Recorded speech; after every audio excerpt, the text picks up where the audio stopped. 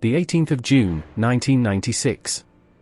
Russia, Moscow, 18, Matryoshkaya Silent Street. Sergei had been held in the detention center for 2 days now. The machinery of justice spun at an unthinkable speed, especially when certain individuals were involved. A meeting with a lawyer was scheduled for 2 weeks later. Proving his innocence would seem like an eternity. But Sergei no longer had the will to live. It felt meaningless. Natasha, Sashka, Lucia. They were gone, which meant he was too. His beloved life partner, their children. A son and a daughter shot, a wife injured, and she succumbed 18 hours later, never regaining consciousness to recount the events. Yet, Sergei had an inkling. He was nearly certain, but there wasn't enough time to uncover the complete truth. He got arrested. And you can't find out much from Matryoshkaya Silence Prison. He had failed to protect his family, and that was on him. He couldn't. Time ran out. Miscalculations were made. He couldn't have foreseen it escalating this far. It was like being trapped in a never-ending nightmare. "Hey, Star," one of his fellow inmates called, his tattoo suggesting he was no stranger to confinement. "There's a summons for you." In the pre-trial cell, they gave him the moniker Star due to his last name and his work as a stuntman. The occupants of the pre-trial detention center are represented by a wide spectrum, from outright criminals to seemingly educated individuals. The adage, "nobody is safe from jail and prison," was perpetually apt in Russia, especially during those tumultuous times. Perestroika. How many former athletes and Afghan war heroes formed gangs? How many transformed into businessmen, only to meet their end from bullets of rivals, extortionists, and protectors? Nobody was immune to anything. Even Listiev, the president of ORT, a man who spoke eloquently and hosted countless programs, was fatally shot last year. Sergei personally knew him. He would have wished for himself alone to meet that fate, leaving Natasha and the children behind, but fate had dealt its own cards. The detainees faced various charges, but the investigator had hinted to Sergei not to divulge the reason for his imprisonment. Nobody sympathized with those who harmed children. He approached the cell's imposing door. "Prisoner Zvezdnev, to the investigator, step out. Hands behind your head, face the wall."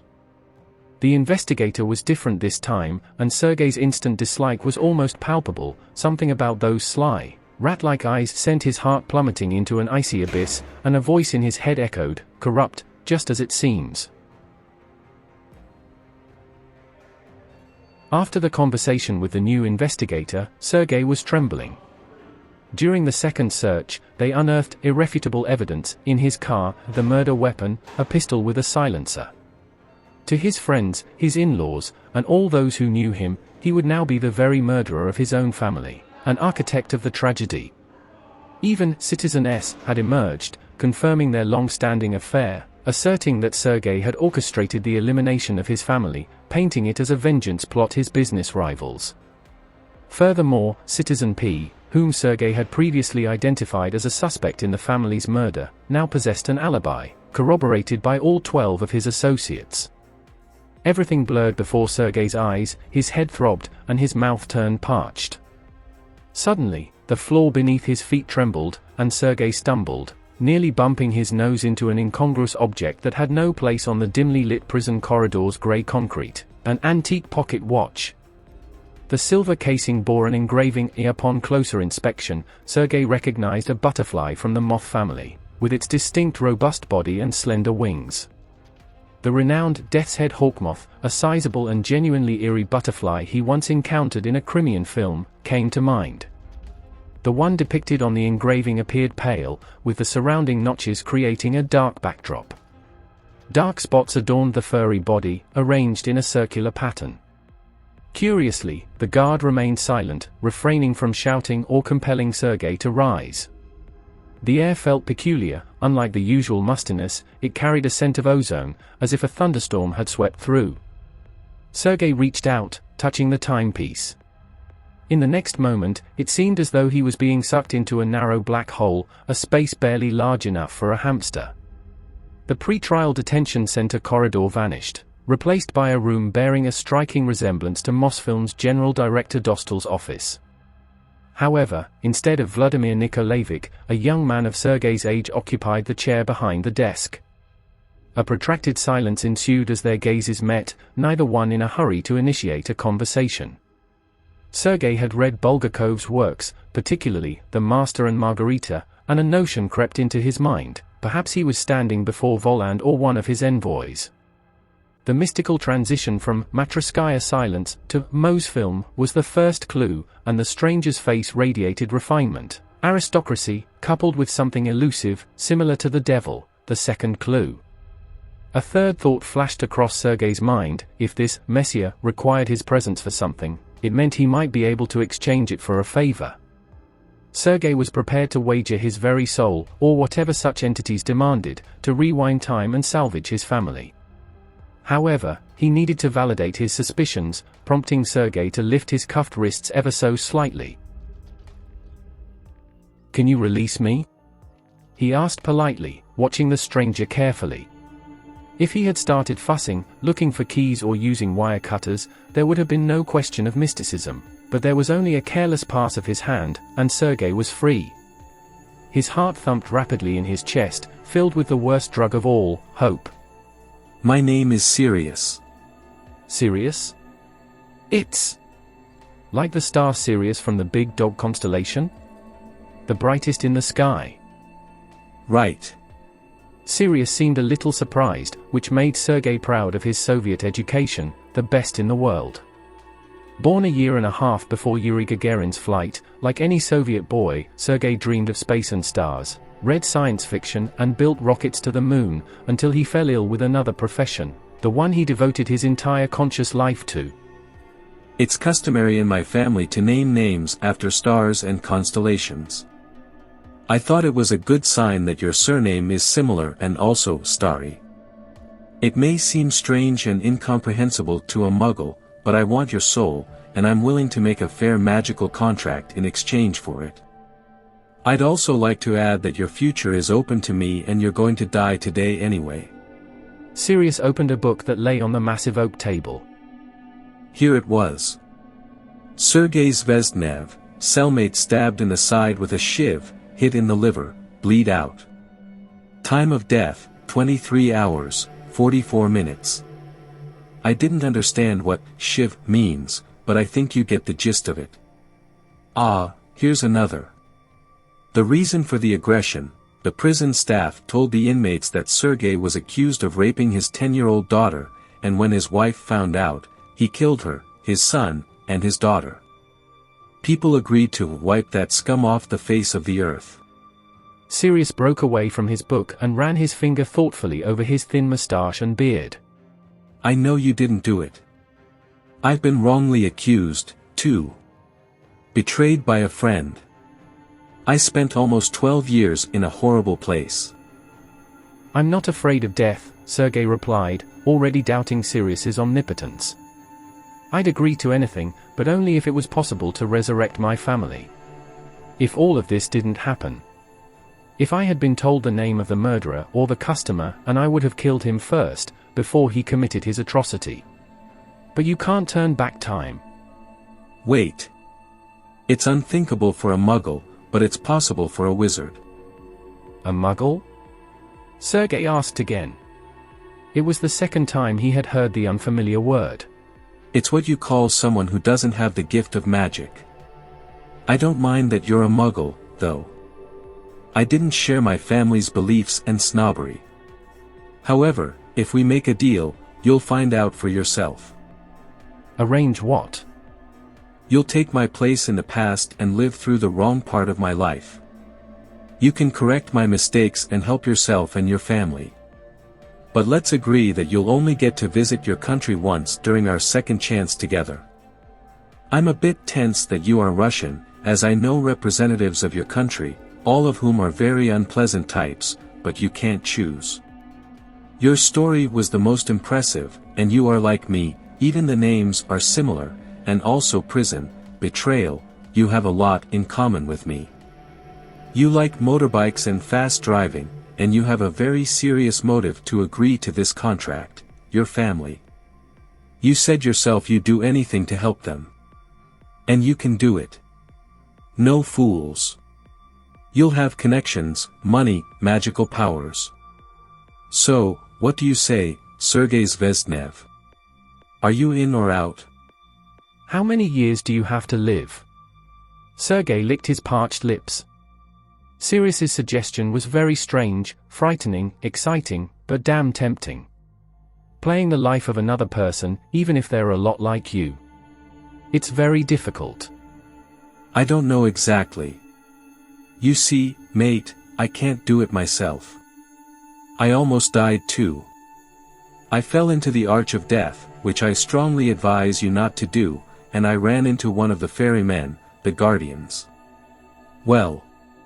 What do you muggles know that could make it any clearer? If it was Reg, he'd explain. Whoa. You know Heron? From Greek myths? Sergey clarified, not yet grasping the essence. He's an old man who carries the souls of the dead across the river Styx. Yes. Exactly. Well, you're a clever man. Heron is one of the guardian deities between the world of the living and the world of the dead. There are many of them, and maybe it's the same one, I don't know, different cultures call him by different names. I think I've heard of the librarian, and the Scandinavians had something like the Styx, but it was called the Joel or something like that. So there's a guardian in the Arch of Death.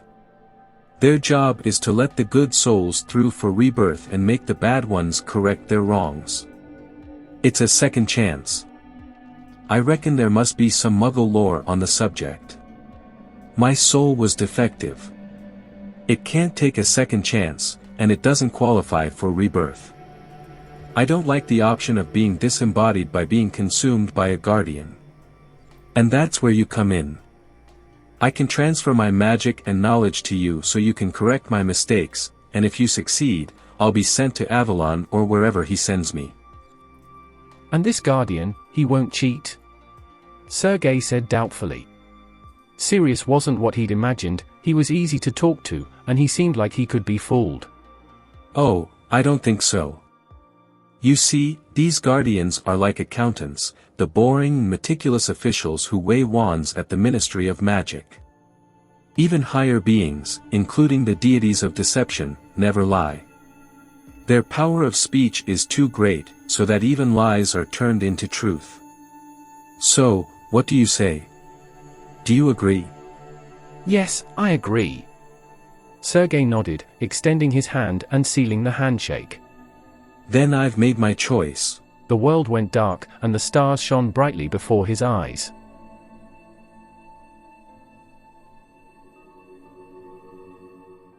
June 18, 1976. England, London, Black House. Regulus Arcturus Black, the youngest heir to the famous and wealthiest aristocratic Black family, which boasted more than 50 generations of pure-blooded wizards tracing back almost to Merlin himself, sat with his feet up in his favorite oversized armchair.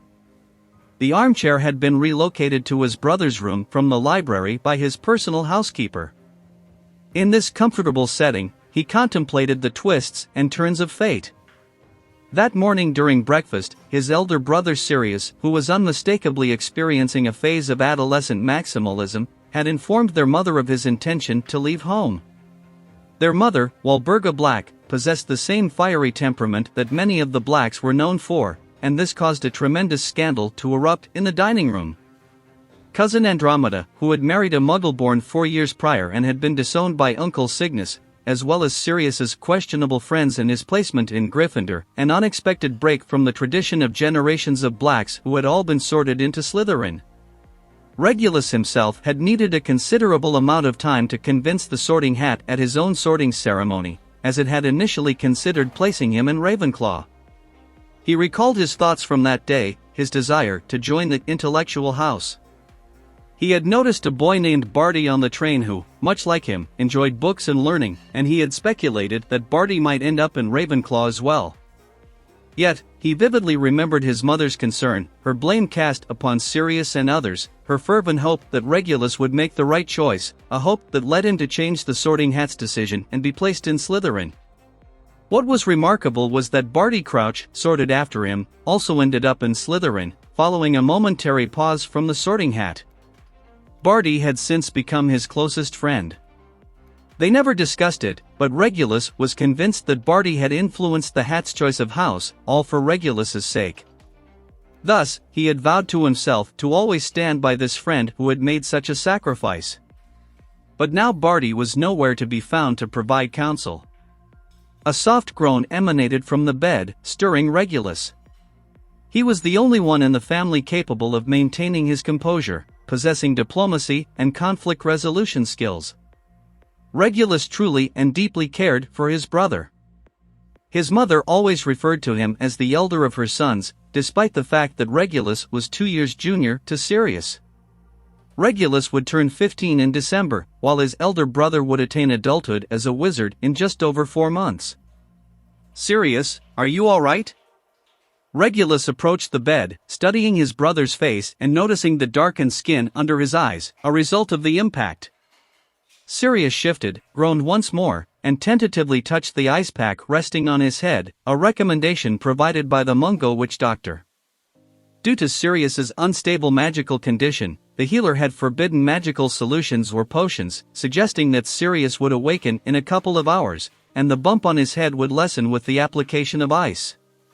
His brother surveyed the room with a dazed expression, freezing as his gaze settled on the risque images attached to the wall.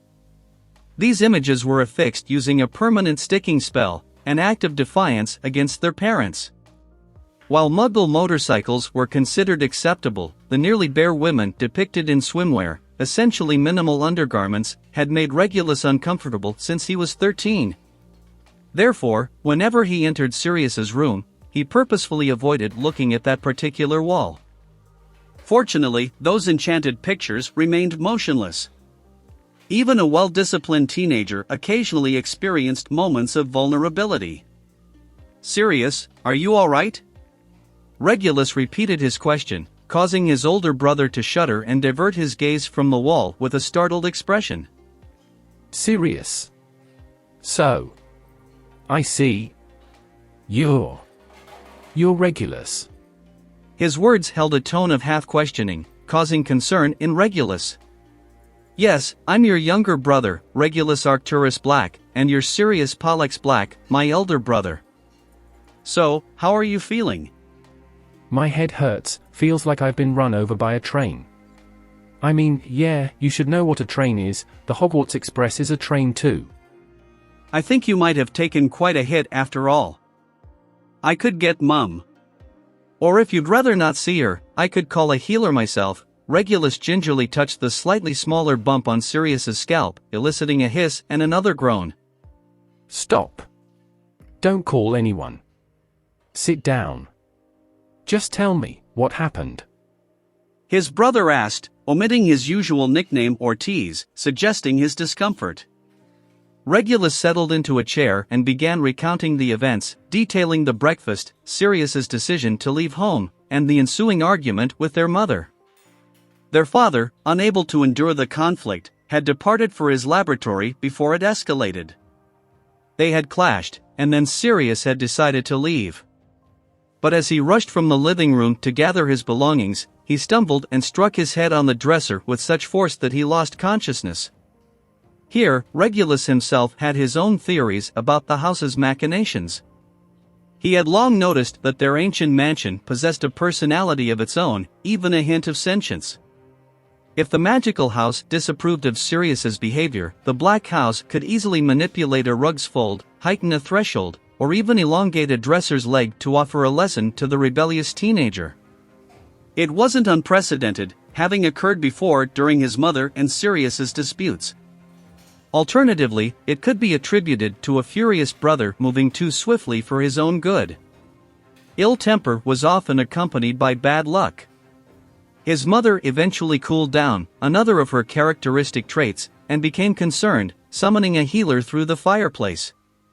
The healer arrived promptly, diagnosing not only a mild concussion that required at least 24 hours of bed rest, but also a disruption in Sirius's magical equilibrium. As a result, Sirius was advised against using magic for a few days.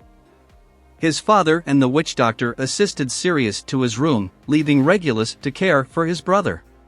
So, don't try to get up just yet, alright? You should remain lying down. I'll ask Creature to bring you something to eat, something light. You're not feeling nauseous, are you? The healer mentioned that there might be some queasiness. No, I'm fine. So, you've been here since this morning? Yeah, Regulus replied, feeling not only perplexed by the question but also by the tone his brother used. I suppose you haven't eaten anything either? The sun is at its zenith. How about dinner then? No, it's still a while before dinner, Regulus replied, surprised. Dinner isn't until 7 in the evening, but you're right, I did miss lunch. Oh, lunch. Right, lunch. Second breakfast. And dinner is sort of like supper, only it's dinner. Anyway, let's have a meal together. Absolutely, let's. Creature. Yes, master. The house elf appeared with a faint pop, and Regulus noticed Sirius flinching and opening his mouth as if startled and then as if remembering something. However, Regulus didn't give it much thought. His brother was quite emotional, and the chest of drawers was made of mahogany, a very hard type of wood. Could you please bring us something to eat? Sirius might prefer some chicken broth with croutons. He turned to his brother, who didn't seem inclined to protest. He explained, if he's not feeling queasy, we can opt for something more substantial later, alright? Alright. Regulus was once again concerned that his brother might be feeling so unwell that he'd forego his favorite meat in favor of sick person food without voicing any objections, arguing, or disputing with the elf, even though such resistance would be futile. As for me, well, I'll leave it up to you, Creature. Just make it quick, okay? Certainly, Master Regulus. The elf bowed and vanished. So I've been acting like a pig, haven't I? Quarreling with my parents. With Mum. Did she get upset? You know, Regulus replied softly, wary of disturbing the fragile atmosphere in the room, I think she's genuinely worried about you. I accidentally stumbled upon it during the last break. I was upset by your argument with her and sought refuge in the library. There's a portrait of Arcturus' great-grandfather there, and he had been asleep all this time. But he woke up nevertheless, and we had a brief conversation. Sirius, you might be surprised to learn that we weren't her first children. We had siblings, about the same age as Andromeda and Bellatrix, or perhaps even older, from what I gathered. Tragically, they passed away before turning 8. They weren't even acknowledged by the family, hence their absence from the tapestry. And Mum requested that we never mention them. Died? Great-grandfather didn't disclose the specifics, but he urged me to consider the circumstances and not to resent Mum for being overly protective and controlling. I hadn't even considered. Imagine, I'd only be the 4th. If I existed at all. Perhaps I wouldn't even be here had they not passed away. Creature made his presence known with a quiet pop and set up a special table with short legs on Sirius's bed, intended for serving breakfast in bed or food for someone who's unwell. Delicious. Regulus also received a table that neatly fit on the armrests of his chair, with a plate bearing several egg and ham sandwiches, an apple, and a glass of juice. Surprisingly, his brother hardly glanced at his own plate, simply and quietly devouring his portion. Are you full? Regulus inquired when Sirius finished his lunch. Would you like more? Oh, right, you can't use magic yet either, I forgot. That's what the healer mentioned. I'll fetch Creature myself, no need to bother. You should rest, get some sleep. Yeah, I think I'll sleep. Thanks for the meal. I'm feeling fine. You're a good brother, Regulus. Thanks, Regulus replied, feeling a bit embarrassed and his face slightly reddening. It crossed his mind that if he were to recount this to Barty, his friend would probably claim that Sirius's concussion was causing delirium. He stepped over to the bed to adjust Sirius's rumpled pillow, and while doing so, he noticed a silver watch. "Is this yours?" "The engraving is quite unusual. Looks like a white moth." Sirius took the watch from his hand. It's a moth. A butterfly. "Did you visit the pawnshops in Lute again?" Regulus asked sternly. "Father warned you about that. They look rather ancient. Have you forgotten that old items can be cursed? Have you even checked them?" Yes, there's nothing special about them. I just like the design. Regulus didn't entirely believe his brother and drew out his wand. "Give them to me." Despite his skepticism, Sirius's words were accurate. The watch was ordinary and not even enchanted. It lacked a winding key, which significantly diminished its value. The hour and minute hands indicated noon, while the barely visible second hand made a faint attempt to move forward. Although it was well past 3 in the afternoon, even with magic, Regulus couldn't adjust the hands to display the correct time. Stop torturing my watch. Give it back. Sirius demanded, placing the altered timepiece on the nightstand beside the bed. "All right then, I'll leave you to rest. Get some sleep. I hope you're not considering getting a tattoo of that drawing. I recall you once threatened Mother with that." No. Maybe I'll repair them, or create a, charm inspired by them. Regulus was impressed by his brother's response. "Well then, perhaps we'll see each other before dinner? I'll wake you up, okay?" Yes, of course. Sirius covered his eyes, signaling that he was ready to sleep, and Regulus exited his brother's room.